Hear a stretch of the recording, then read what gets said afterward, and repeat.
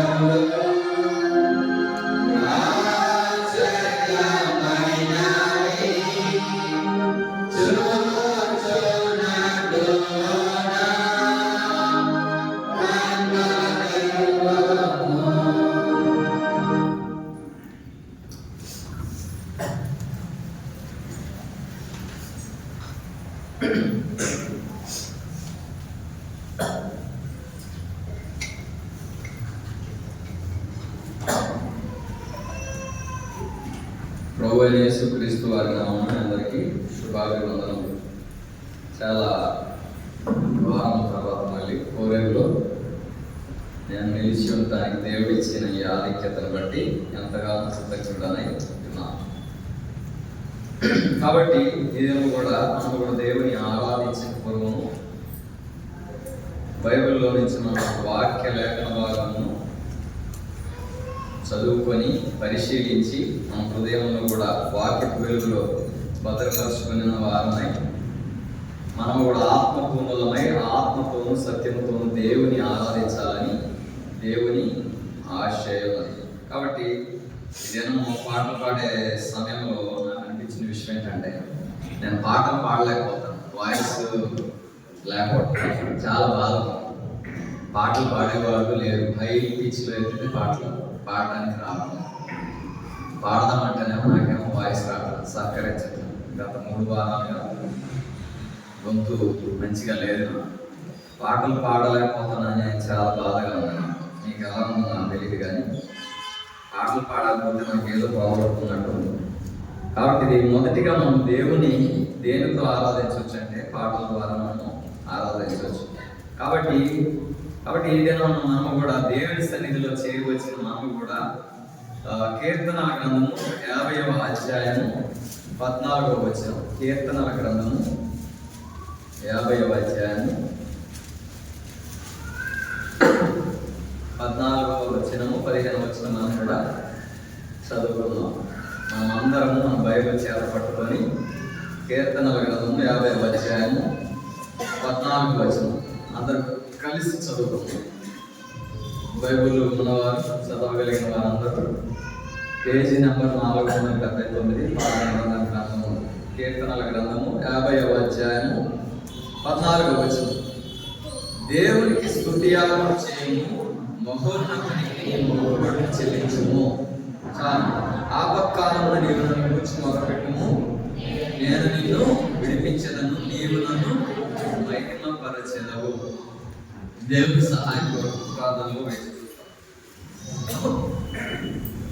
మమ్మల్ని మిక్కిలిగా ప్రేమించిన మా ప్రియాములు తండ్రి, మరొకసారి తిరిగి పాపం చేరి కూడి రావడానికి మీరిచ్చిన ఈ గొప్ప ధన్యతను బట్టి నీకే ఎన్నో వందనాలు స్తోత్రాలు చెల్లించుకుంటున్నాం. ఈ దినం కూడా మేము కూడా మీ సన్నిధిలో చేరి ఇటు రీతిగా నిన్ను కూడా స్తుతించి కొనియాడి గణపరిచి శ్లాఘించే భాగ్యం మాకు దయచేసినందుకు నీకు ఎన్నో వందనాలు స్తోత్రాలు చెల్లించుకుంటున్నాం.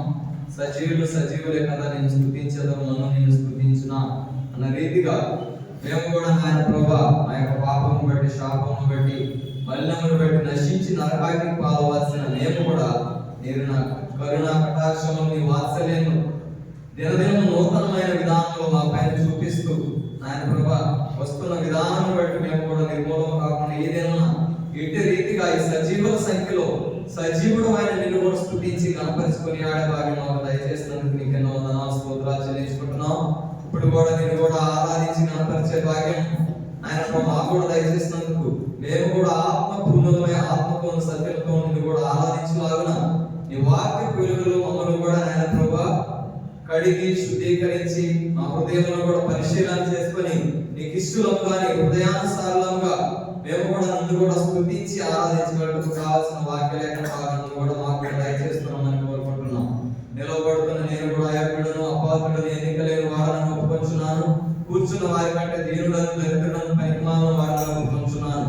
నోటి మాంద్యం కలవాడని ఒప్పుకొంచున్న యొక్క ఆలోచనలు తలంపులు మాటలు ఉద్దేశములు విసులు చాటును మీరే మరుగుపరిచి ఏడంతల ఆత్మతో నన్ను కూడా నింపుకొని మీ విడుదల కావాల్సిన ఆత్మీయ వాకులను కూడా విడుదల చేసి వారిని కూడా సంధించే విధముగా సరిచేసే విధముగా నీకు ఇష్టలుగా వారిని కూడా సిద్ధం చేయగలిగినట్టు సహాయం దయచేయమని కోరుకుంటూ సమస్త ఘనత మహిమ ప్రభావాలు మీకే చెల్లిస్తూ మా ప్రభువును రక్షకుడైన యేసు క్రీస్తు వారి నామమున మిక్కిలి వినయంతో ప్రార్థించి అడిగి వేడుకొంచున్నాను తండ్రి.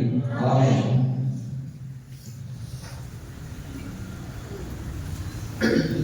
కాబట్టి 50వ కీర్తన ఆసాఫ్ కీర్తన.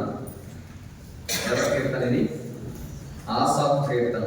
ఆసాఫ్ కీర్తనలో వారు చెప్పే మాటలు ఏంటంటే మన ధ్యానం కొరకై ఈ దినం మనం కూడా 14వ వచనం మనం ధ్యానం చేస్తాం. దేవునికి స్తుతి యాగము చేయము, మహోన్నతునికి నీ మొక్కుబడులు చెల్లించు. దేవునికి ఏం చేయాలంట? స్తుతి యాగము అంటే రాత్రి కాలం నేను ధ్యానించేటప్పుడు స్తుతి యాగము అంటే ఏమిటి అని ఇంగ్లీష్లో దాని యొక్క మీనింగ్ చూసినప్పుడు ఇంగ్లీష్లో దాని మీనింగ్ ఏముందంటే థ్యాంక్స్ గివింగ్. ఏముందంట? Thanksgiving. కాబట్టి కృతజ్ఞతార్పణ అని వస్తుంది ఇంగ్లీష్లో.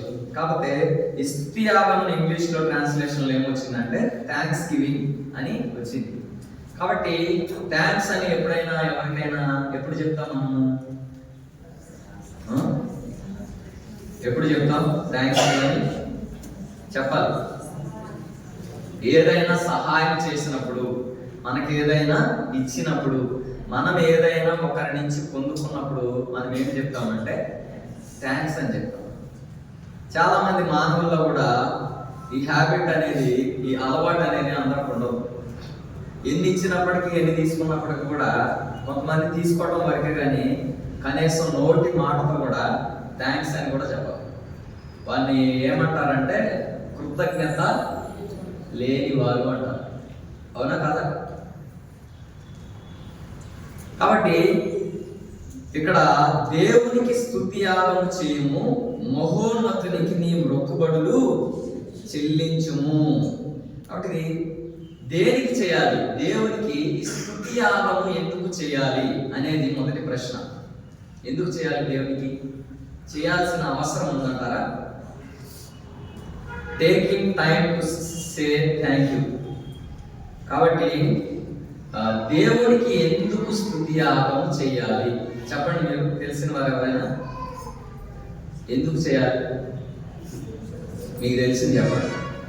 దేవునికి స్తుతి యాగం ఎందుకు చేయాలి?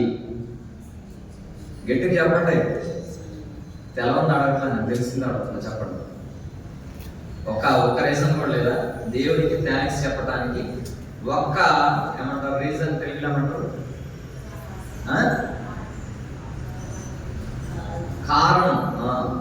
దేవుని స్తుతించడానికి గల కారణం, ఒక కారణం చెప్పమాట. ఎందుకు స్తుతించాలి దేవుని? అది మొదటిగా విలాప వాక్యము 3వ అధ్యాయము 22వ వచనం చదవండి. విలాప వాక్యము 3వ అధ్యాయము 22వ వచనము 23వ వచనం చదవండి. యెహోవా కృపగలవాడు, ఆయన వాత్సల్యత ఎడతెగక నిలుచుచున్నది గనుక మనము నిర్మూలము కాకున్న వారము. ఏంటంట? మళ్ళీ చదవండి.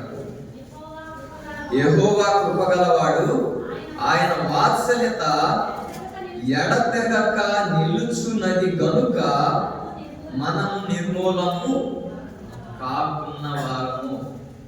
వాత్సల్యత అంటే ఏమిటంటే 78వ కీర్తన 38వ వచనంలో చెప్పబడింది వాత్సల్యత గురించి. కాబట్టి 78వ కీర్తన 38వ వచనం. కాగా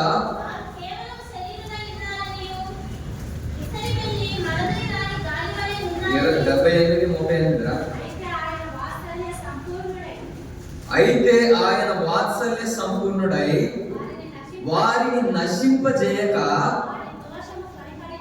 వారి దోషము పరిహరించువాడు. అయితే ఆయన వాత్సల్య సంపూర్ణుడై వారిని నశింపజేయక వారి దోషమును. వాత్సల్యత అంటే ఇప్పుడు ఇక్కడ మనం ఏ విధమైన వారమంట? వారిని నశింపజేయక వారి దోషమును పరిహరించువాడు. కాబట్టి మనం చేసిన పాపమును బట్టి, మనం చేసిన దోషమును బట్టి, మన అతిక్రమ క్రియలను బట్టి మనం ఏం చేయబడాలంట? నశించి నరకాగ్నికి వెళ్ళవలసిన మరణం కూడా ఆయన ఆ విధముగా చేయకుండా ఆయన వాత్సల్య సంపూర్ణుడై వారిని నశింపజేయక వారి దోషము పరిహరించువాడు. వాత్సల్యత అంటే ఎవరంటే మనుషులు వాత్సల్యత గలవారంటారా? ఇక్కడ చూడాలి, నా వైపు చూడండి, బైబిల్కి వెళ్ళి చూడదు. వాత్సల్యత అంటే ఏంటంటే మనము ఎవరికైనా కీడు చేశామంటే వారికి కీడుకు బదులు మనకు మేలు చేశారంటే వారు వాత్సల్య సంపూర్ణుడు. ఇటు లక్షణము ఎవరిలో ఉంటది? మనుషులలో ఉంటది అంటారా? మనుషులు ఏ విధంగా ఉంటారంటే మనము మేలు చేశామంటే మనకు మేలు చేస్తారు, మనము మేలు చేసినా ఒక్కోసారి కీడు చేస్తారు, మనం కీడు చేసామనుకో మనకు ప్రతి కీడు చేస్తారు. కాబట్టి మనము ఏ విధముగా జీవించినప్పటికీ, దేవుని ఆజ్ఞలను ఎన్ని విధాలుగా మనము విడిచిపెట్టినప్పటికీ, దేవునికి వ్యతిరేకముగా మనం ఎన్నిసార్లు జీవించినప్పటికీ కూడా ఆయన ఏ విధముగా ఉన్నాడంట మన పట్ల? అయితే ఆయన వాత్సల్య సంపూర్ణుడై, వాత్సల్యత కలిగాలండి. ఇక్కడ వాత్సల్యతలో కూడా ఆయన ఏ విధముగా ఉన్నాడంట? సంపూర్ణుడై. అంటే ఒకసారి వాత్సల్యత చూపించి ఒకసారి వాత్సల్యత చూపించడం కాదు. ఏ విధంగా ఉన్నాడంటే దేవుడు సంపూర్ణముగా వాత్సల్యత మన పైన చూపేవాడై ఉండి మనలను నశింపజేయక వారి దోషమును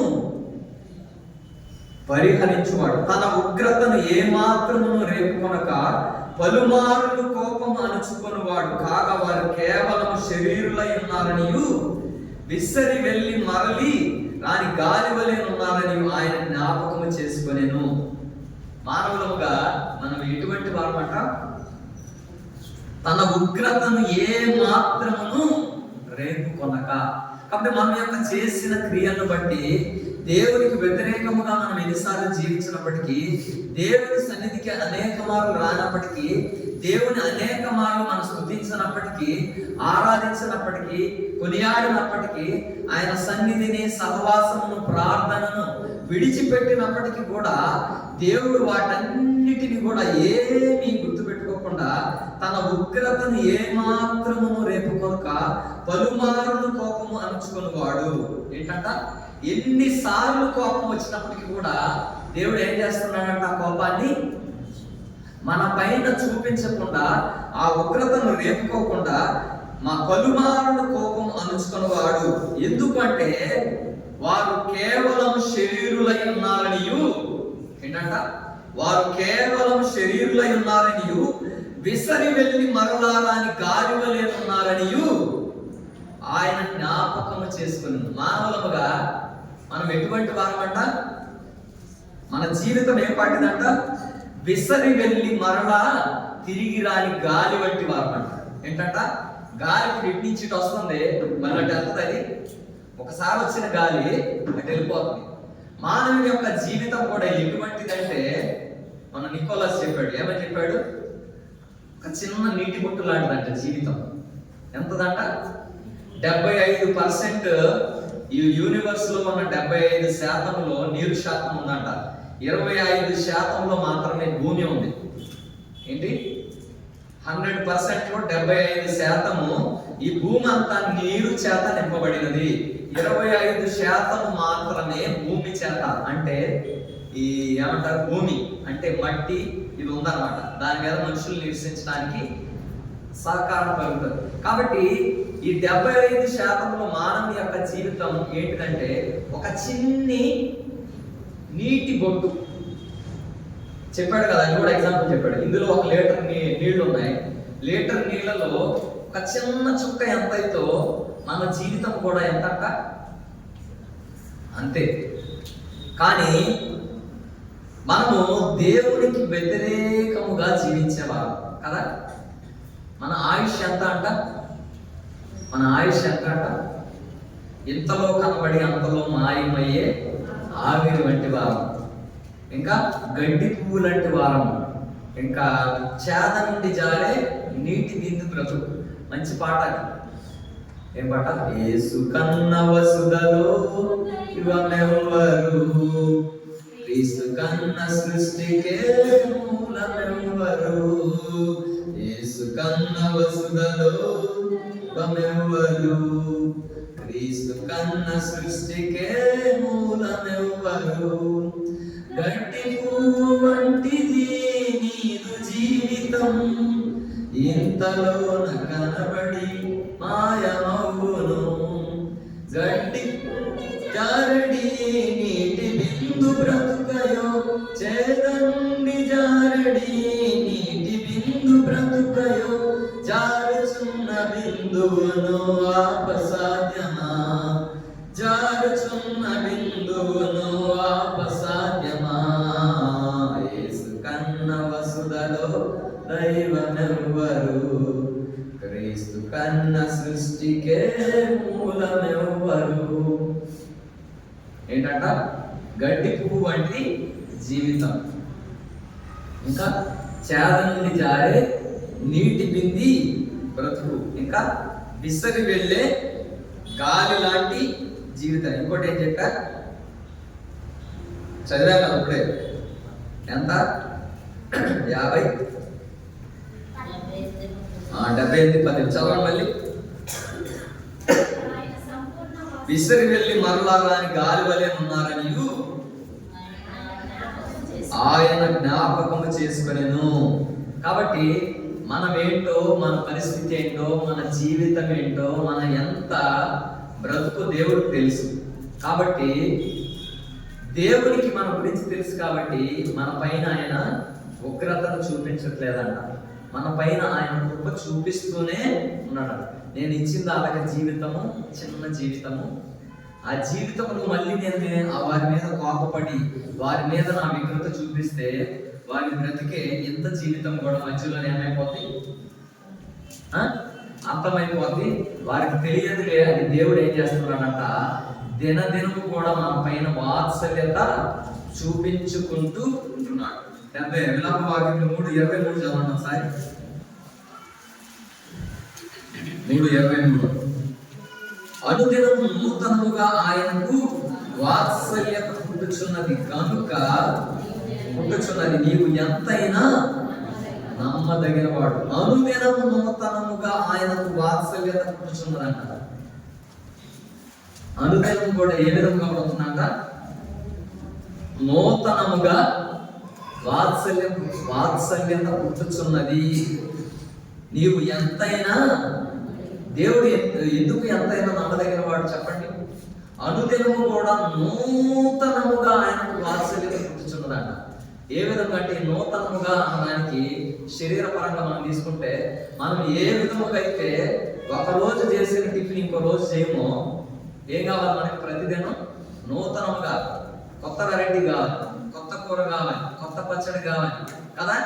ప్రతిదినం కూడా తినది మళ్ళీ తినకుండా మెను మార్చుకుంటూ వెళ్ళిపోతాం. అదే విధముగా దేవుడు కూడా ఈ రోజు చూపిన కృప రేపు చూపించట్లేదంట, రేపు ఇంకో నూతనమైన కృప. ఎందుకంటే ఈ రోజు చేసిన దోషము కన్నా, పాపం కన్నా మనము కొత్తగా పాపం చేసుకుంటూ ఏమైపోతామంట? ఏ విధంగా అయితే శరీరమైన ఆహారం చేసుకుంటూ వెళ్ళిపోతున్నామో, అలాగే దేవుని ఎడల తప్పిదములు చేసే విషయంలో కూడా నూతనమైన విధానముగా చేసుకుంటూ వెళ్ళిపోయే వారముగా ఉన్నాం. ఆయన కూడా, మనం కూడా ఏ విధముగా అయితే తప్పిపోయే వారముగా ఉన్నామో, అదే విధముగా ఆయన కూడా నూతనముగా మన పైన ప్రతి దినము కూడా వాత్సల్యత పుట్టుచున్నది కనుక ఆయన ఎంతైనా నమ్మదగిన దేవుడు. కాబట్టి 100వ కీర్తన 4వ వచనంలో ఒక మాట ఉన్నది.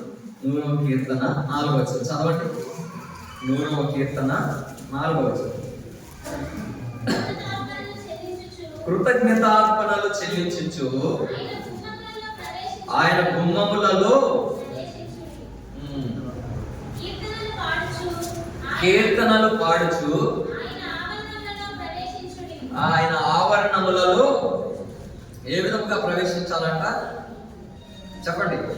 కృతజ్ఞతార్పణలు చెల్లించుచు ఆయన గుమ్మములలో ప్రవేశించుడి. తర్వాత కీర్తనలు పాడుచు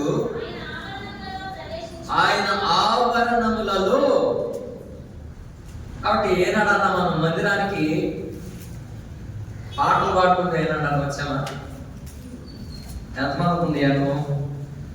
ఎత్తటి చేయబారు. నేను పాటలు పాడుకుంటూ హ్యాపీగా ఉండి దేవుని మందిరానికి వచ్చాను. జెస్సీ పొద్దున్న 9ంటికి రెడీ అయిపోతాను. వాళ్ళకి ఒక పని ఏంటంటే ఆదివారం ఫాస్ట్గా రెడీ అవ్వాలి, టిఫిన్ చేయాలి, వచ్చి మైక్లు పెట్టేసి ఉంటాయి. పెట్టేసిన తర్వాత స్టేజ్ ఎక్కి మైక్లు తీసుకొని ఒక పావు గంట, ఒక 20 నిమిషాలు పాటలు పాడుకోవాలి. ఎందుకంటే వాళ్ళకి ఆ టైంలో తప్ప మళ్ళీ ఎప్పుడు టైం దొరకదు. ఇందులో పాటలు పాడతాయి. ఎందుకంటే ఆదివారం ఆ స్టేజ్ ఎక్కించి పాడేసలేదు. కాబట్టి ఆ దొరికిన సమయం ఏంటంటే మందిరంలో ఎవరు ఉండరు, మైకులు పెట్టేసి వాళ్ళ దారుణాలు వెళ్ళి స్నానాలు చేసి రెడీ అయ్యి రావాలి. ఆ సమయంలో మందిరంలో ఎవరు ఉండరు. ఇక స్విచ్లు నొక్కుకోవడం, మైకులు కొట్టుకోవడం, నేను కాళేశ్వరం పాటలు పాడుకుంటాను. కాబట్టి మనము కూడా ఏ విధముగా దేవునికి కృతజ్ఞత స్తుతియాగం చెల్లించాలంటే, ఇక్కడ స్తుతి అర్పణ కీర్తన అంటే కృతజ్ఞతార్పణలు చెల్లించుచు ఆయన గుమ్మములలో ప్రవేశించుడి, కీర్తనలు పాడుచు ఆయన ఆవరణములలో. ఏంటంట? కీర్తనలు పాడుచు కృతజ్ఞతార్పణలు చెల్లించుచు ఆయన మందిరములో. అది ఎప్పుడు మనం చేయగలమంటే, దేవుడు మనకు ఏమి చేశాడో, మనం ఏమి పొందుకున్నాము అన్నది మనం గ్రహించినప్పుడు మాత్రమే మనం ఆ పని చేయగలం. అంతేనా? చాలా మంది పిల్లలు ఉంటారు, నీకు అర్థం అవ్వాలని చెప్తున్నాను. చాలా మంది పిల్లలు ఉంటారు, తల్లిదండ్రులు బాగా కష్టపడి పని చేసేవారు ఉంటారు.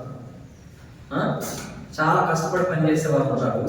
వాళ్ళు బాగా కష్టపడి వీరికి ఏ బాధ, ఏ కష్టము, ఏ నష్టము, ఏ ఇరుకు, ఏ ఇబ్బంది లేకుండా వారికి కావలసినవన్నీ కూడా వారికి సమకూర్చబడతారు. చదువు విషయంలోనైతేనేంటి, బట్టల విషయంలోనైతేనేంటి, లేకపోతే ఫీజుల విషయంలోనైతేనేంటి, అన్ని సమకూర్చి పెడతారు. వారు ఏం చేస్తున్నారా, ఎంత కష్టపడుతున్నారా, ఎంత ఎండలో ఉంటున్నారా, భోజనం చేస్తున్నారా, లేకపోతే ఏం చేస్తున్నారా అనేది పక్కన పెట్టేసి వారి గురి ఏంటి? వారి పిల్లలకు ఏ కష్టము, ఏ ఆటంకము రాకుండా వారు సుఖముగా జీవించాలి, మంచిగా చదువుకోవాలి, మంచిగా ఒక స్థానంలో ఉండాలని కష్టపడుతూ ఉంటారు. అది ఎరిగిన కొందరు పిల్లలు ఏం చేస్తారంటే, వారి పరిస్థితులను బట్టి, వారి తల్లిదండ్రుల పరిస్థితులను బట్టి అర్థం చేసుకొని వారి యొక్క కోరికలు ఏమన్నా ఉన్నాయనుకో వాటికి తగ్గించుకొని, అయ్యో నా తల్లిదండ్రులు నా కోసం ఇంత చేశారు, నేను వారిని కష్టపెట్టకూడదు, ఉన్న దానిలోనే సర్దుకొని ఉండాలని మైండ్ సెట్ కలిగిన వారు కొందరు ఉంటారు. అలా కాకుండా వారు ఏమన్నా అయిపోని, వారు ఎంతన్నా కష్టపడి వారు ఏమన్నా చేసుకొని నాకు కావాల్సింది మాత్రం నాకు కావాలి అంతే. ఇది రెండో మైండ్ సెట్.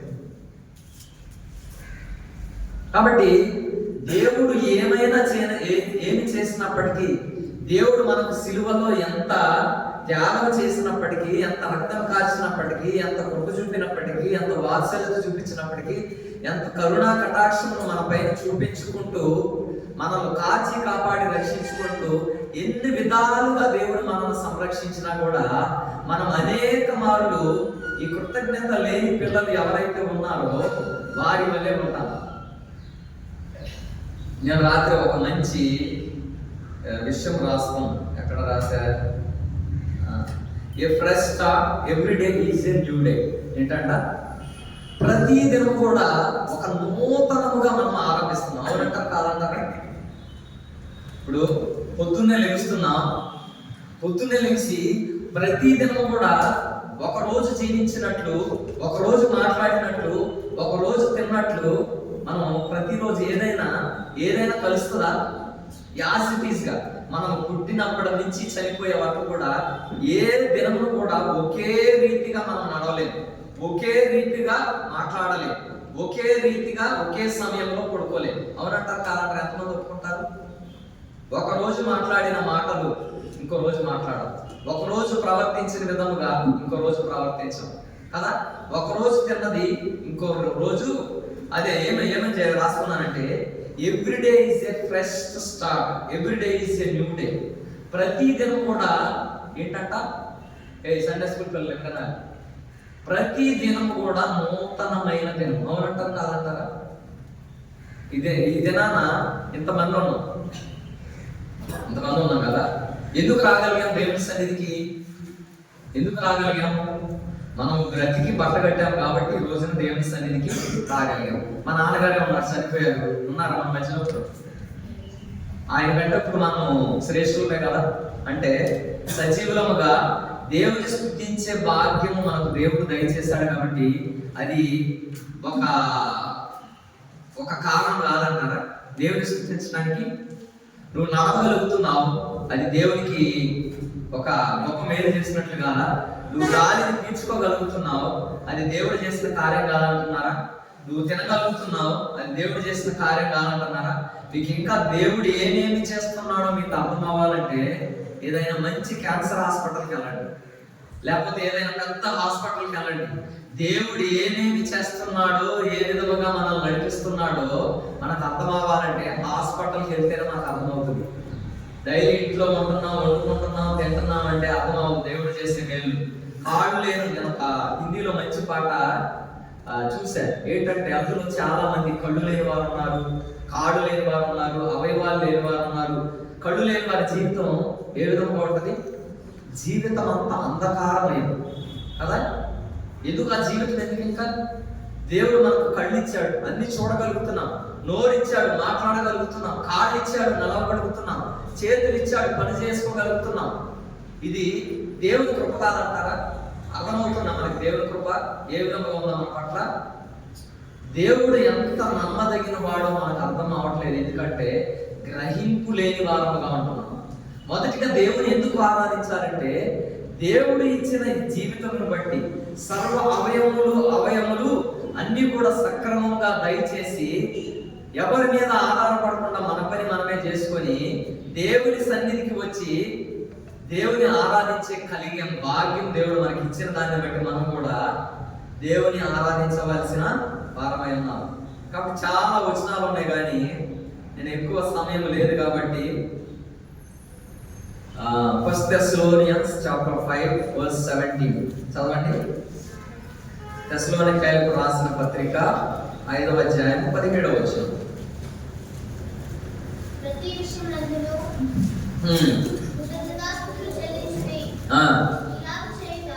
ఇలాగు చేయుట మళ్ళీ చదవరా? ప్రతి విషయమునందును కృతజ్ఞతాస్తుతులు చెల్లించుడి. ఇలాగు చేయుట యేసుక్రీస్తునందు మీ విషయంలో దేవుని చిత్తం. ప్రతి విషయం ముందును ఏం చేయాలంట? కృతజ్ఞతాస్తుతులు చెల్లించుడు ఇలా చేయట యేసుక్రీస్తునందు మీ విషయంలో దేవుని చిత్తం. ప్రతి విషయంలో కూడా దేవుని స్తుతించే వారముగా ఉన్నామా, ఆరాధించే వారముగా ఉన్నామా, స్తుతి యాగం అర్పించే వారము. ప్రతి విషయంలో ఈరోజు లేవగలిగావు, దాని గురించి దేవుని స్తుతించావా? ఈరోజు నువ్వు తినగలిగావు, దేవుని స్తుతించావా? ఈ దేవుని మందిరానికి నడిచి రాగలిగావు, మంచి ఆరోగ్యం దయచేశాడు, స్తుతించావా? ఇన్ని విషయాలు ఉన్నాయి, మనం గ్రహింపలేకపోతున్నాం. ఎందుకంటే ఎవ్రీథింగ్ ఈజ్ కమింగ్ ఇన్ ఫ్రీగా వచ్చే ప్రతి దానికి కూడా ఏముండదంట, వాల్యూ ఉండదంట. ఎగ్జాంపుల్ తీసుకున్నట్లయితే గాలి మనం పీల్చుకుంటున్నాం, ఎలా వస్తుంది? మనకి ఫ్రీగా వస్తుంది, దానికి వాల్యూ ఉందా? కరోనా సమయంలో ఆక్సిజన్ తక్కువైపోయింది, కొనుక్కున్నాం, దానికి వాల్యూ ఉందా? ఆక్సిజన్కి అప్పుడు వాల్యూ ఉంది, ఇప్పుడు మళ్ళీ ఫ్రీగా పీల్చుకుంటున్నాం. దేవుడు మనకిచ్చే ఆ సూర్యరశ్మి, దేవుడు మనకిచ్చే గాలి, దేవుడు మనకిచ్చే నీరు, దేవుడు మనకిచ్చే ఆహారం, దేవుడు మనకిచ్చే వర్షము, దేవుడు మనకిచ్చే ఆరోగ్యము, ఇవన్నీ ఏ విధంగా వస్తున్నాయంటే ఫ్రీగా వస్తున్నాయి, డబ్బులు పెట్టట్లా. కాబట్టి అందుకనే మనం దేవుడిని స్తుతించలేని వారముగా ఉన్నాం. కాబట్టి మొదటి దశలోనికైనా రాసిన పత్రిక 5వ అధ్యాయం 17వ వచనంలో ఏం చెప్తుందంటే, ప్రతి విషయమందును కృతజ్ఞతాస్తుతులు చెల్లించుడి. చెల్లించలేని వారముగా ఉన్నాం, కృతజ్ఞతాహీనులుగా ఉన్నాం. ఒక పాట ఉంది మంచిది, కృతజ్ఞత లేని వారు వేల కొలదిగా కూలినను, కృతజ్ఞత లేని వారు వేల కొలదిగా కూలినను, కృప వెంబడి కృప ఆనంద యాత్ర, ఇది ఆత్మీయ యాత్ర, యేసుతో నూతన యెరూషలేము యాత్ర, యేసుతో నూతన యెరూషలేము యాత్ర. కాబట్టి కృతజ్ఞత లేని వారు వేలాదిగా ఏమైపోయారంట, కూలిపోయారంట. కాబట్టి ఇశ్రాయేలీయుల యొక్క జీవితంలో చూసుకున్నట్లయితే ఐగుప్తు నుండి కనానుకు చేరే విషయంలో దేవుడు వారికి అనునిత్యము కూడా ఏం చేస్తూ వచ్చాడు? తినటానికి ఆహారం, తాగటానికి పానీయము, ధరించుకోవటానికి వస్త్రాలు. అయినప్పటికీ కూడా దేవుని ప్రజలైన ఇశ్రాయేలీయులు మోషే మీద దేని కొరకు సరిగారంట? మేము ఐగుప్తులో ఆగడ్డలు తిన్నాం, ఐగుప్తులో ఈ ఉల్లిపాయలు తిన్నాం, ఐగుప్తులో ఆ పచ్చిమిరకాయలు తిన్నాం, ఆ మాంసం తిన్నాం, ఈ మాంసం తిన్నాం అని ఏం చేశారంట?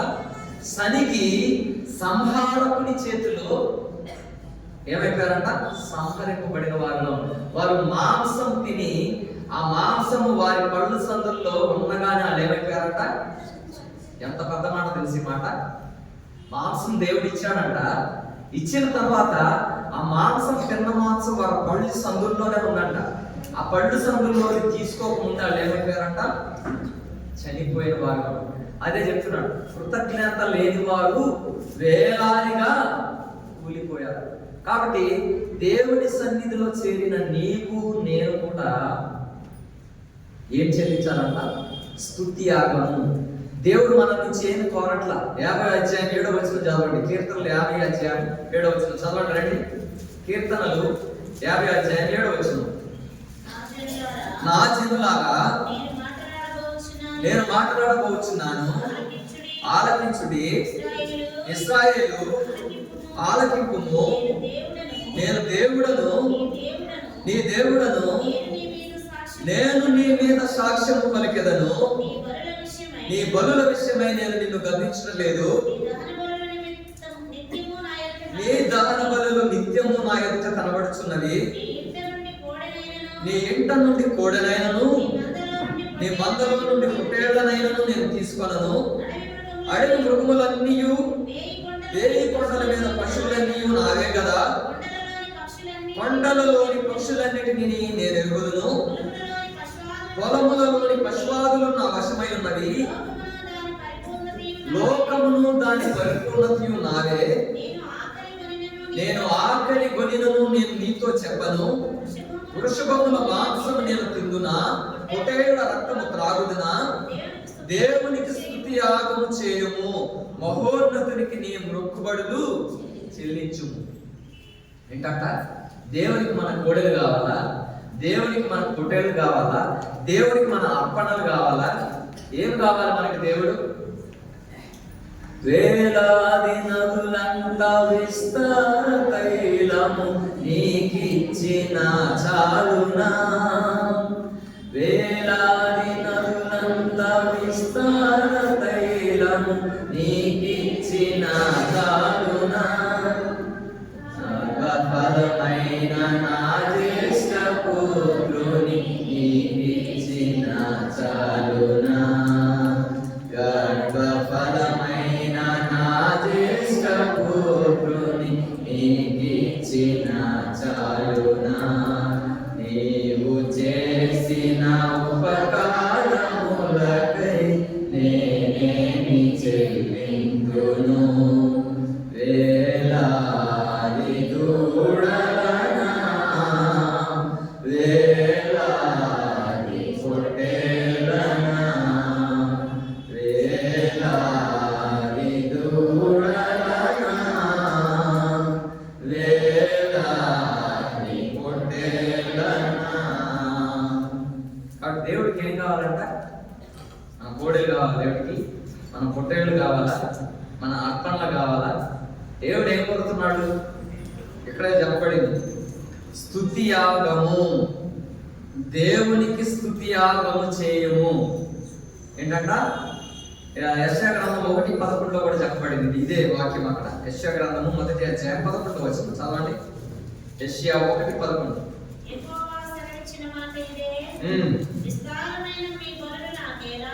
విస్తారమైన మీ బలులు నాకేలా,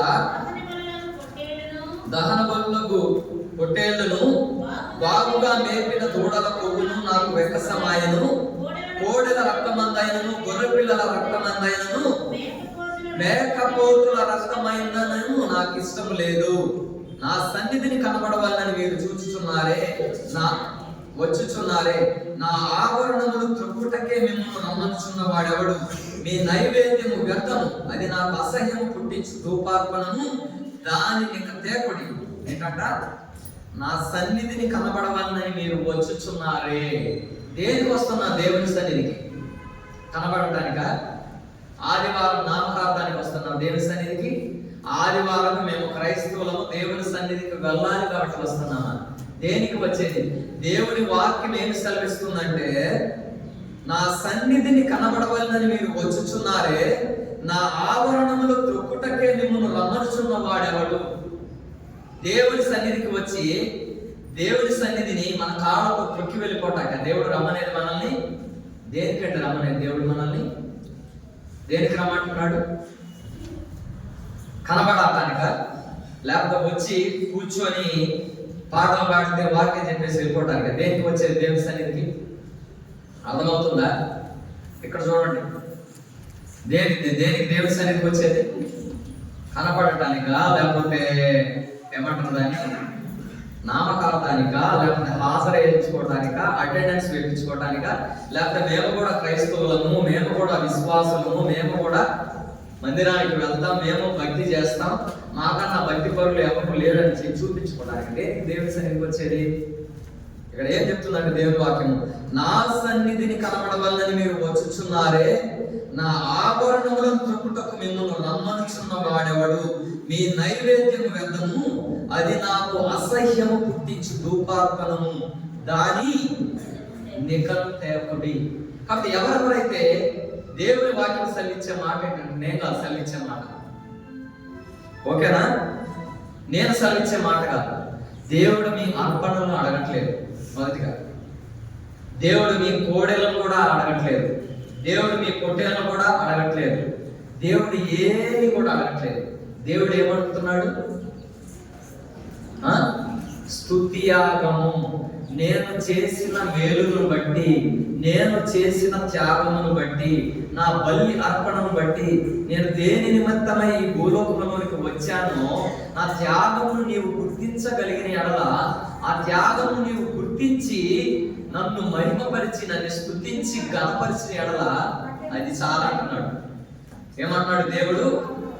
దేవుడికి కావాల్సింది ఆ కృతజ్ఞత, ఆ స్తుతి.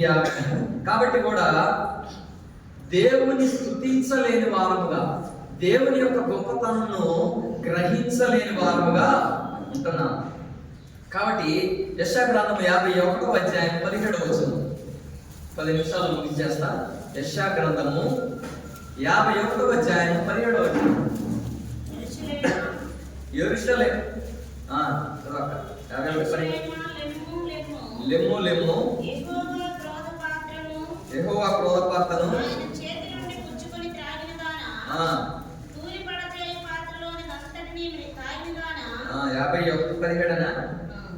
చదవండి ఒకసారి. ఆగండి. 51:11 క్షమించండి, 17 అని చెప్పారు. యెహోవా విమోచించిన వారు సంగీత నాదముతో సియోనుకు తిరిగి వచ్చెదరు. నిత్య సంతోషము వారి తలల మీద నుండును. వారు సంతోషానందము గలవారగురు.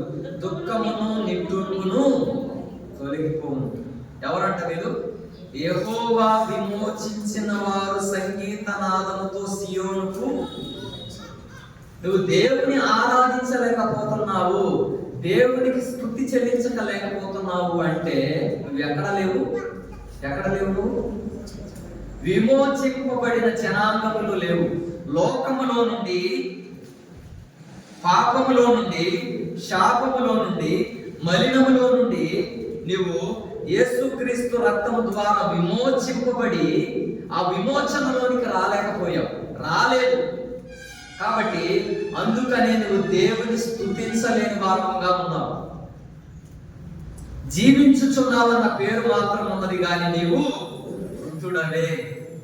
ఏంటంట? తింటున్నాం, తాగుతున్నాం, బట్టలు వేసుకుంటున్నాం, నడుస్తున్నాం, మందిరానికి వస్తున్నాం అంటే కాదు. వాళ్ళు కాదు సజీవులు. ఎవరు సజీవులు చెప్పండి? ఎవరు సజీవులు అంటే ఎవరు? శరీరపరంగా జీవించేవారా, చూచేవారా, మాట్లాడేవారా, బట్టలు వేసుకునేవాళ్ళ, లేకపోతే తినేవాళ్ళ, త్రాగేవాళ్ళ? ఎవరు సజీవులు? ఇప్పుడు మనకు ఒక భార్య భర్త ఉన్నారు, వారికి ఒక కుమారుడు కూతురు పుట్టాడు. పుట్టిన తర్వాత వాడు పెరుగుతున్నాడు, పాలు తాగుతున్నాడు, గాలి పీల్చుకుంటున్నాడు, అన్నం తింటున్నాడు, పెరుగుతున్నాడు. ఒక 5 సంవత్సరాలు వచ్చినాయి. వచ్చిన తర్వాత ఒక అమ్మ లేదు, ఒక అయ్య లేదు. ఏమైనా ఉపయోగం ఉందా? వాడి వల్ల ఏమైనా ఉపయోగం ఉందా? పేరుకున్నాడు, ఎవరు కొడుకున్నాడని చెప్పుకుంటా ఉన్నాడు, కానీ వాడి వల్ల ఒక ఆనందం పొందటం కానీ ఒక ఉపయోగం కానీ ఏమీ లేదు.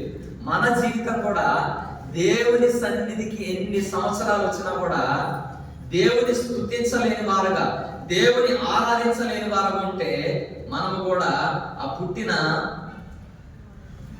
మోగ కుమారులు అంటారో కుమార్తెలు అంటారో నాకు తెలియదు. అంతే మన జీవితం కూడా. మన వల్ల ఉపయోగం ఉండదు, ఓన్లీ నెంబర్ కౌంట్ అవుతుంది. Number is not the matter. ఏంటి? ఎంతమంది ఉన్నామన్నది కాదు, ఎంతమంది ఆరాధిస్తున్నారు అనేది ముఖ్యం.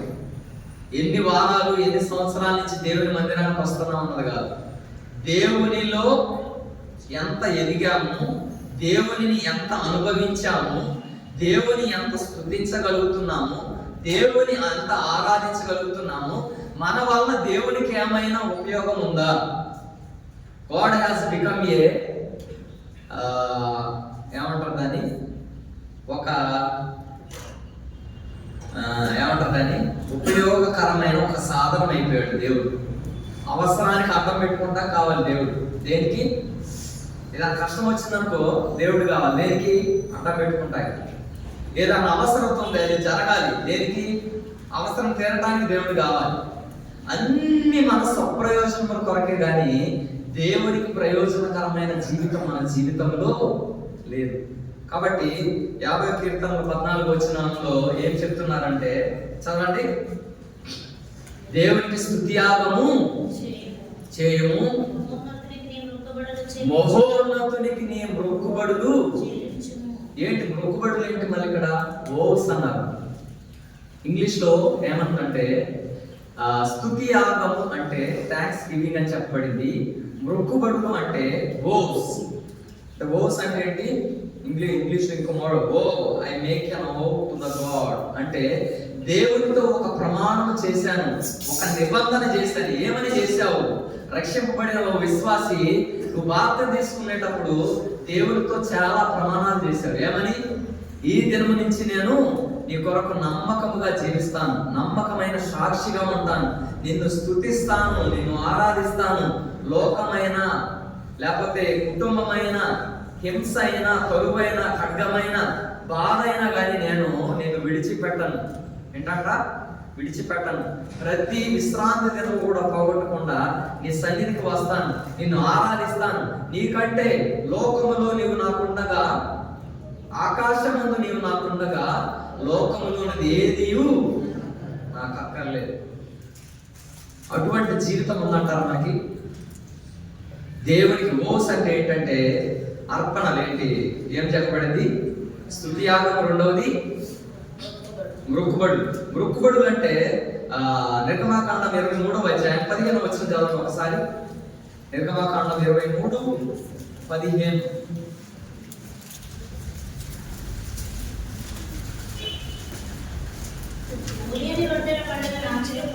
ఆఖరి లైన్ 16వ వచనం పైన ఒక లైన్ ఉందట. చదువు. నా సన్నిధిని ఎవడును వట్టి చేతులతో కనబడకూడదు. ఏంటంట? చాలా ఉంది, మనం సమయం లేదు కాబట్టి నేను అవన్నీ చెప్పట్లా. నా సన్నిధిని ఎవడును వట్టి చేతులతో కనబడకూడదు. ఏంటంట? కాబట్టి దేవుని ఎరిగిన మన యొక్క జీవితంలో నేను just I'm just giving a comparison between the people who do not know the God and who know the God. అంటే దేవుని ఎరిగిన వారికి దేవుని ఎరుగని వారికి ఉన్న మధ్య ఉన్న వ్యత్యాసం గురించి చెప్పాలనుకుంటున్నాను ఈ వచనం దగ్గర. ఇప్పుడు హిందువులు ఉన్నారు, ఏదైనా గుడికి వెళ్ళేటప్పుడు ఒట్టి చేతులు ఎప్పుడన్నా అంటారా? ఏమేమి తీసుకెళ్తారు వాళ్ళు? పూలు కావాలి, కొబ్బరికాయ కావాలి, ఇంకా మంచిగా స్నానం చేయాలి, చల్లికి స్నానం చేయాలి, తలకు స్నానం చేయాలి, పొద్దున్నే లగాలి, పసుపు రాసుకోవాలి, ఇంకా ఖాళీ కడుపుతో ఉపవాసంతో దేవుని సన్నిధికి వెళ్ళి ఆ పూలు అక్కడ పెట్టి ఆ కొబ్బరికాయ అక్కడ కొట్టి దండం పెట్టుకొని వస్తారు. అంత భక్తి మన దగ్గర ఉందంటారా? కనీసం వాళ్ళ ఇంట్లో పూలు లేకపోయినా ఇంటి పక్కనలో కంచెల్లో ఏమైనా పోసుకొని వెళ్తారు. అర్థమవుతుందా నేను చెప్పేది? అంత భక్తి ఉందా మనకి? 5ంటికి లేచి ఎప్పుడన్నా చల్లితో స్నానం చేసి ఎప్పుడన్నా మందిరానికి వచ్చామా? కంపారిజన్ చెప్తున్నా. అవునంటారా కాదంటారా? 5:30కి లేచి ఏ రోజైనా మనం లేచి తలకు స్నానం చేసి ఏదైనా ప్రార్థనకు వెళ్ళామా? కొన్ని ఆదివారమే ఉంది. ఆదివారం మందిరానికి వచ్చేటప్పుడు ఏ రోజన్నా చల్లీలతో 9ంటికి ప్రార్థన తలస్నానం చేసి వచ్చామా? అంత భక్తి ఉందంటారు మనకి. We have to compare the reverence that we offer to God. దేవునికి మనం ఇచ్చే ప్రాధాన్యత ఎంత? వాళ్ళు ఇవ్వలేనంత ప్రాధాన్యత కూడా మనం ఇవ్వలేకపోతాం. వారు ఇచ్చినంత ప్రాధాన్యత కూడా ఇవ్వలేకపోతాం. ప్రతిసారి అర్థం చంపలేసుకుంటారు. మేము తప్పు చేసాము ఆయన ప్రతిసారి వాళ్ళు ఒప్పుకుంటారు దేవుడి దగ్గర. మనం దేవుడి సన్నిధికి వచ్చి ఎన్ని విషయాలలో తప్పిపోయినప్పటికీ కూడా మేము తప్పిపోయాము ఆయన అని మొదటి సంగతిగా మనం ఏనాడు చేస్తామా? అనేక విషయాల్లో తప్పిపోతాం. కానీ తప్పిపోయినప్పుడు కూడా మనం దేవుని సన్నిధికి వచ్చి మొదటిగా చేయవలసిన పని ఏంటంటే, నేనా ఈ వారం అంతా మేము ఈ విషయాల్లో తప్పిపోయే మమ్మల్ని క్షమించు అని క్షమాహృదయం కలిగిన వారమై ఆయనతో ఏక సంబంధం కలిగిన వారమై ఆయన స్తుతించి ఆరాధించే వారం ఉండాలని దేవుని ఆశయం ఉన్నది. కాబట్టి ఇర్మియా గ్రంథము జెరెమియా చాప్టర్ 6 and verse 20 4 వచనాలు చూసి నిన్ను ముగించేస్తాను. Jeremiah chapter 6 and verse 20. ఇర్మియా గ్రంథము 6వ అధ్యాయం 20వ వచనం. శాబా నుండి ఇవ్వచ్చు సామ్రాణి నాకేలా, దూర దేశం నుండి వచ్చి మధురమైన చెరుకు నాకేలా, మీ దహన బలులు నాకు ఇష్టమైనవి కాదు, మీ బలుల యందు నాకు సంతోషము లేదు. చాలు. ఏంటంట? ఆయన ఏమి కోరట్లేదంట. ఏమి కోరుతున్నాడంటే కీర్తనలు 51:17 చదవండి. విరిగిన మనసే చదవాలి. విరిగిన మనసే దేవునికి ఇష్టమైన బలులు. దేవా, విరిగి నలిగిన హృదయమును నీవు అలక్ష్యము చేయువాడవు కాదు. ఏంటంట? విరిగిన మనసు ఎవరికి ఇష్టమంట? స్తుతి యాగము. స్తుతి యాగము అంటే యాగములో ఏమేమి ఉంటాయండి? యాగం అంటే ఏంటంటే ఇటుకలు పెడతారు, 4 పెట్టి అందులో కొన్ని కట్టెలు వేస్తారు. కట్టెలు వేసిన తర్వాత నూనె పోస్తారు, అంతే కదా. నూనెలు గింజలు అవన్నీ వేసి కాల్చేస్తారు. అవన్నీ కాలిపోయిన తర్వాత ఆ కాలిపోయిన దానిలో నుంచి ఏమొస్తుందంటే మంచి వాసన వస్తుంది. కాబట్టి మనం కూడా దేవుడికి ఏం అర్పించాలంటే రాతి గుండె దేవునికి ఇష్టమైనది కాదు. దేవునికి వ్యతిరేకమైన హృదయం దేవునికి ఇష్టమైనది కాదు. వ్యతిరేకమైన పనులు చేసుకుంటూ దేవుడి సన్నిధికి వచ్చి ఆయన స్తుతించి ఆరాధించడం కాదు. ఆయన కావాల్సింది ఏంటంటే విరిగిన మనస్సే దేవునికి ఇష్టమైన బలులు. కాబట్టి విరిగి నలిగిన హృదయంతో మనము దేవుని స్తుతించే వారముగా ఉండాలని దేవుని కీర్తనలు 30:9 చదవండి. కీర్తనలు 39.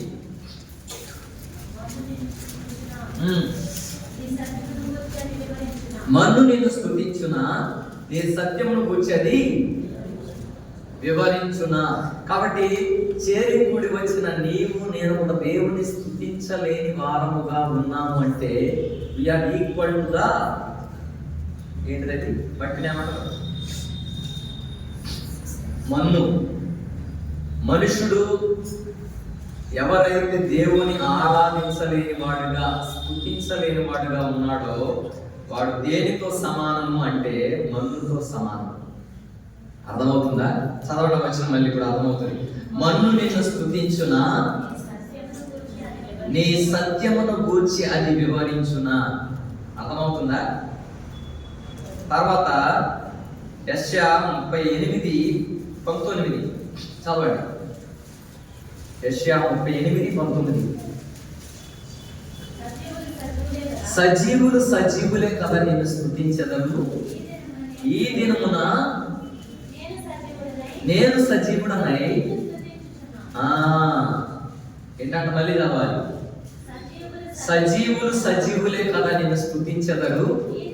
ఈ దినమున నేను సజీవుడనై నిన్ను స్తుతించుచున్నాను. సజీవులు సజీవులే కదా నిన్ను స్తుతించెదరు. ఈ దినమున నేను సజీవుడనై నిన్ను స్తుతించుచున్నాను. 18వ వచనం. పాతాళమున నీకు స్తుతి కలుగదు, మృతి నీకు కృతజ్ఞతాస్తుతి చెల్లించదు. సమాధిలోనికి దిగువారు నీ సత్యమును ఆశ్రయించరు. ఏంటంట? పాతాళమున నీకు స్తుతి కలుగదు. రెండవదిగా మృతి నీకు కృతజ్ఞతాస్తుతులు చెల్లించదు. మూడవదిగా సమాధిలోనికి దిగువారు నీ సత్యమును ఆశ్రయించరు. కాబట్టి నీవు నేను సజీవుల సంఖ్యలో ఉన్నామా, లేకపోతే సమాధిలో దిగిపోయిన స్థితిలో ఉన్నామా, లేకపోతే పాతాళంలో ఉన్న స్థితిలో ఉన్నామా? ఇంకో స్థితి ఏంటి? సమాధిలో ఉన్నామా, పాతాళంలో ఉన్నామా, మృతుల సంఖ్యలో ఉన్నామా, లేకపోతే సజీవుల సంఖ్యలో ఉన్నామా? సజీవులు సజీవులే కదా నిన్ను స్తుతించెదరు. మన్ను నిన్ను స్తుతించున్నాను. కాబట్టి నువ్వు మన్నులాగా ఉన్నావో లేకపోతే సజీవుడుగా ఉన్నావో నీవే పరీక్షించు. సజీవులు సజీవులే కదా నిన్ను స్తుతించరు. ఈ రోజు సజీవుడిపై దేవుని సన్నిధిలో వచ్చిన నీవు నేను సజీవులముగా దేవుని స్తుతించి ఆరాధించాలి. ఆఖరిగా హోషేయ గ్రంథము 14వ అధ్యాయం 2వ వచనం చదివి మనము ముగించుకుందాం. హోషేయ గ్రంథము 14వ అధ్యాయం 2వ వచనం. మాటలు సిద్ధపరచుకొని యెహోవా యొద్దకు తిరుగుడి. మాటలు సిద్ధపరచుకొని యెహోవా యొద్దకు తిరుగుడి. మీరు ఆయనతో చెప్పవలసినదేమనగా మా పాపములన్నిటినీ పరిహరించు పరిహరింపుము. ఎట్లకు బదులుగా నీకు మా పెదవులను అర్పించుచున్నాము.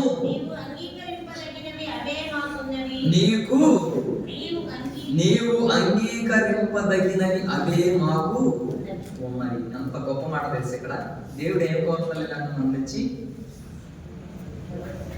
కోడెలు పుట్టేలు మాంసము రక్తం కోరట్లేదంట. మాటలు సిద్ధపరచుకొని యెహోవా యొద్దకు తిరుగుడి. మీరు ఆయనతో చెప్పవలసినదేమనగా మా పాపములన్నిటినీ పరిహరింపుము. ఎట్లకు బదులుగా నీకు మా పెదవులను అర్పించుచున్నాము.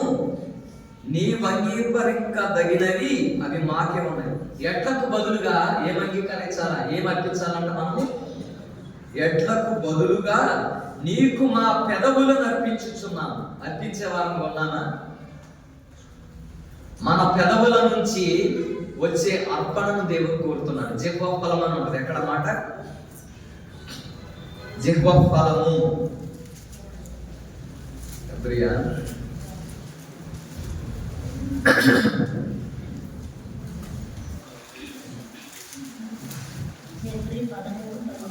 చదవక మాట చదువు. కాబట్టి ఆయన ద్వారా మనము దేవునికి ఎల్లప్పుడూ స్తుతియాగం చేయుదుము అనగా ఆయన నామమును ఒప్పుకొనుచు జిహ్వ ఫలము అర్పించుదము. ఆయన నామమును ఒప్పుకొనుచు. ఇక్కడ ఎట్లకు బదులుగా మా పెదవులను అర్పించుతున్నాము. కాబట్టి దేవుడు ఏమో కోరుతున్నాడంటే మన పెదవుల నుంచి వచ్చే ఆరాధనను మాత్రమే కోరుతున్నాడు. కాబట్టి మనం దేవుని ఆరాధించగలుగుతున్నామా? దేవుని స్తుతించగలుగుతున్నామా? నాయన, తండ్రి, అబ్బా అని ఆయన స్తుతించగలిగితే అంతకు మించిన ఆరాధన ఏమీ లేదు. అట్టివారు కావాలని తండ్రి కోరుచున్నాడు. ఎవరు ఎట్టివారు?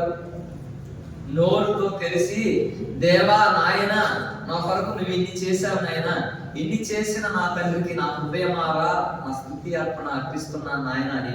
జిహ్వ ఫలము అంటే ఏంటంటే, నోరుని ఏమంటారు? జిహ్వ ఫలము అంటే ఏంటంటే నోటి నుంచి వచ్చే ఫలమును దేవుడు ఆశిస్తున్నాడు. కాబట్టి చేరికుడి వచ్చిన నీవు నేను కూడా సజీవుల సంఖ్యలో ఉన్నామని చెప్పుకునే నీవు నేను కూడా దేవుడు మన నుండి కోరేది ఏంటంట? జిహ్వ ఫలము. పెదవులను, మంచి మాట 14, మా పెదవులను అర్పించుచున్నాము.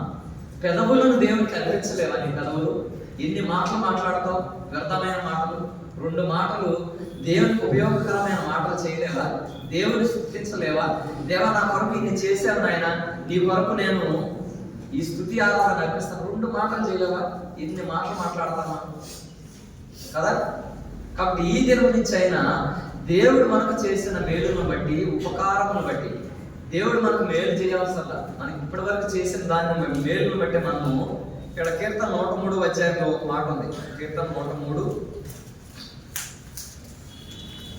ప్రతిసారి కూడా మనం దేవుని నా ప్రాణమ యెహోవాను సన్నుతించుము, ఆయన చేసిన ఉపకారములను దేనిని.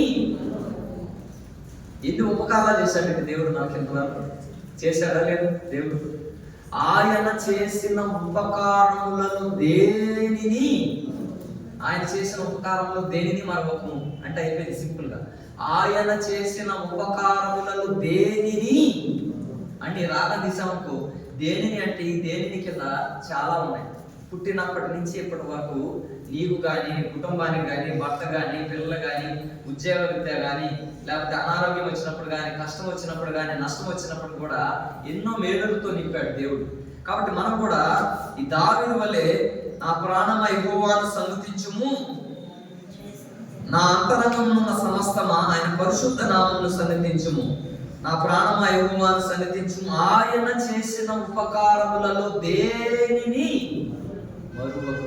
కాబట్టి ప్రతిసారి కూడా మర్చిపోతూనే వస్తుంటాం. ఎందుకంటే మనకు కొత్త కొత్త మేలులు కావాలి, కొత్త కొత్త ఆశీర్వాదాలు కావాలి. ఒకసారి చేసిన ఆశీర్వాదం అది ఒకసారి చెప్తాం దేవుడితో వదిలిపెట్టేస్తాం, ఇంకా దాంతో సంబంధం లేదు. మళ్ళీ కొత్త రిక్వైర్మెంట్ వస్తుంది మనకి. పిల్లలు కానీ ఒకటి ఇప్పించామనుకో, అది అయిపోతుంది, థ్యాంక్స్ డాడీ అంటారు, అయిపోయింది. ఇంకా మళ్ళీ ఏం కావాలి? నాకు బట్టలు కావాలి, మళ్ళీ థ్యాంక్స్. వదిలిపెట్టేశాం. మళ్ళీ సైకిల్ కావాలి, థ్యాంక్స్, వదిలేసాం. మన జీవితం కూడా దేవుడు ఎన్ని మేలు చేసినప్పటికీ కూడా జస్ట్ ఒకసారి థ్యాంక్స్ అంటాం, వదిలేస్తాం. అది కాదు స్తుతియాగం అంటే, అది కాదు ఆరాధన అంటే, అది కాదు. ఆయన చేసిన ఉపకారములలో దేనిని కూడా మరవకుండా దేవునికి స్తుతి చెల్లించటమే నిజమైన ఆరాధన. జిహ్వ ఫలము. ఆయన మన నుండి ఏమి కోరుకున్నాడు? నా కుమారుడా నీ హృదయము నాకిమ్ము. దేవుడు కోరుకునేది మన యొక్క హృదయము. మన హృదయములో నుంచే వచ్చే ఆ హృదయమాన అర్పించే ఆ ఆరాధన మాత్రం. అటువంటి జీవితములు కలిగి మనము కూడా దేవుని ఆరాధించడము గాక. ఆమేన్. ఆరాధనల